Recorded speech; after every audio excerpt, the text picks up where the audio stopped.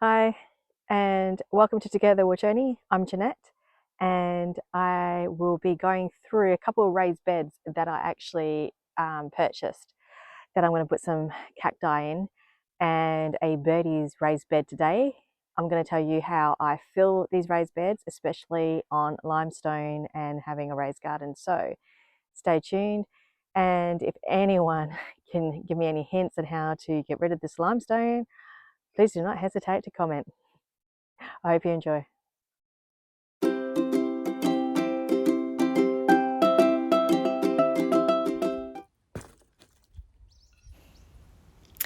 So I actually got this Birdies bed from Bunnings and it cost me about $92. And it's quite easy to put together. There is no screws or hammers needed really. Or you might need a little rubber hammer just to maybe gently knock them in. But the corners have like grooves in them and then you just slide the slats in. So it's quite easy to put together, and I actually found it quite easy to put together for one person. So once I've leveled that out, I then proceeded to connect it all together. As you can see, it's a modular, and that's why there's grooves all the way around the corner posts.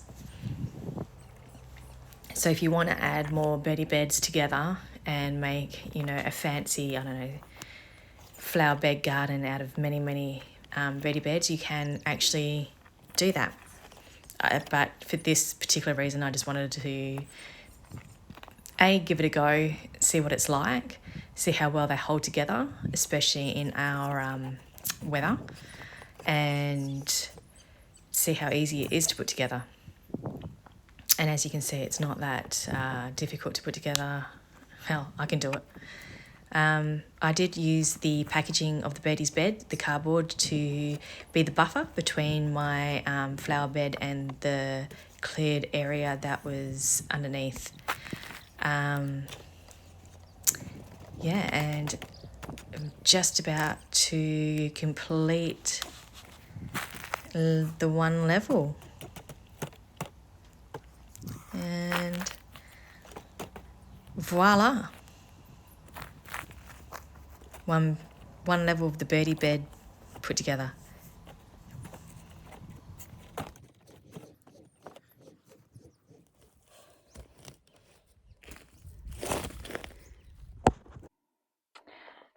Okay, so what I've done here is that because there's a lot of limestone on my block, as you can see, there's heaps of limestone, I need to build up. So in order to build up, I need to use these raised beds, hence why I thought I'll try Birdies beds and see how it goes. Now in the bottom here I've just got a bit of sticks just to aerate the soil for the plants that I'm going to plant in here, and then I'm just going to fill it up with some mulch, and then we'll put my soil mixture on top. So as you can see, I've now put the mulch in, and now what I'm going to do is now put my soil mixture on top. Right, so now I'm ready to put in my soil mixture. I use the Garden Basics from Bunnings. So far it hasn't done me wrong, really. I actually don't mind it, but it's an expensive way of doing plant beds, raised gardens, or anything like that. However, for this purpose, I'm going to use potting bags mixtures.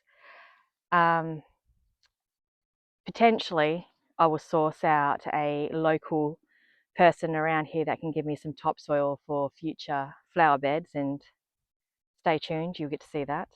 Otherwise, I can get trailer load from Soils Ain't Soils.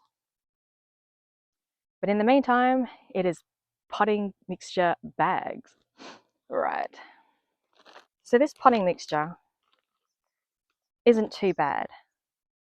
I've seen some potting mixtures on YouTube that have plastic in it, that have anything that's not organic, basically, and that freaks me out. So this is not too bad. This is, again, like I said, it's Garden Basics at Bunnings, and it's the premium potting mix. So yeah, let's see how many bags it's going to take to do this.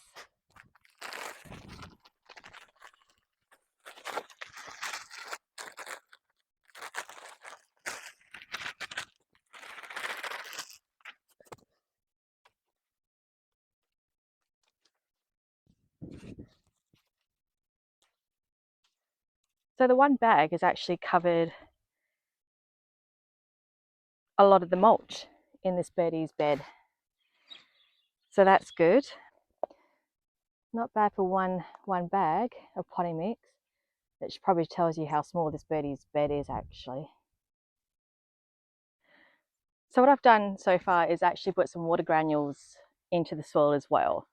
And then on top of that, I'm going to put in vermiculite. This is also something that you can pick up from Bunnings, but if not, Bunnings is the brand, and they do quite a lot of the permaculture, horticultural kind of products. So I would sprinkle a little bit of this on my soil. It helps with the water retention, plus it gives it some nutrients and some soil nutrition as well. So I just sprinkle just enough around. I also get some fertiliser. I get the vegan fertiliser. Again, it's something that you can get from Bunnings.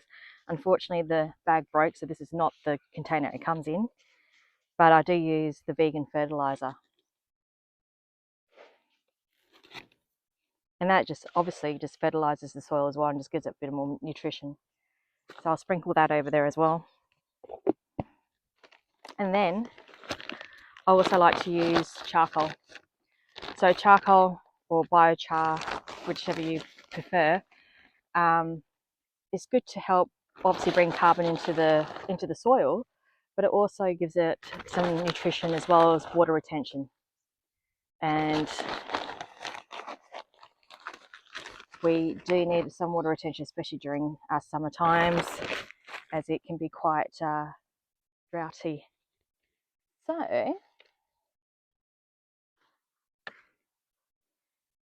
So that's not too bad, and I will now water it in and then add the last bag on top.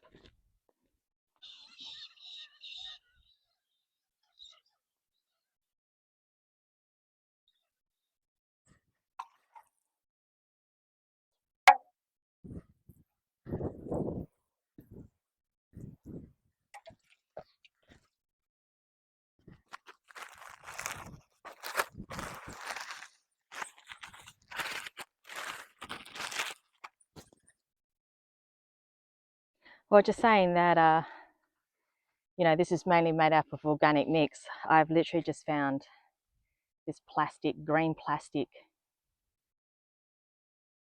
not too sure what it is, in my potting mix. So that's interesting. Wonder how much of organic stuff this actually is. Makes you wonder, hey? Right, throw that there. Okay, I reckon I could do with another bag of potting mix. And there we have it. The soil mixture that I like to use with my garden. Like I said, this is probably the most expensive way of doing it. I suppose during burning season like now, I can actually start burning off some of my stuff and using charcoal, and I probably will do that later in the other raised beds that I have, and we'll use that instead, try and do a cheaper alternative. Okay. So what I'm doing here, I'm measuring the middle of the bed so I can plant this beautiful frangipani, which is a cutting from my mum's frangipani at her house. Now, frangipanis are known to alleviate inflammation, headaches, back pains, and tinnitus. And not only that, it's also an aphrodisiac in nature. So not only is it pretty and the flowers can smell nice, it's also a beneficial plant to have in your garden. Here I am massaging the roots and getting it established in the bed. where its new home is for it to grow and flourish and be strong. Next, I'm planting the rose geranium. This is an amazing little flower to have in your garden. Not only does it help enhance relaxation, offer pain relief and soothe anxiety, it also repels ticks, hence why it's one of the main plants that I have in my garden. And here I have citronella. Citronella also repels ticks and is also great for other insect repellents as well. It's an antifungal agent. It can treat parasitic infections and promote wound healing and lift mood and fight fatigue. And it can be a flavour additive in food if you wish to eat it as well. But my main reason for having citronella is because of the ticks. Tick-ridden area I'm in.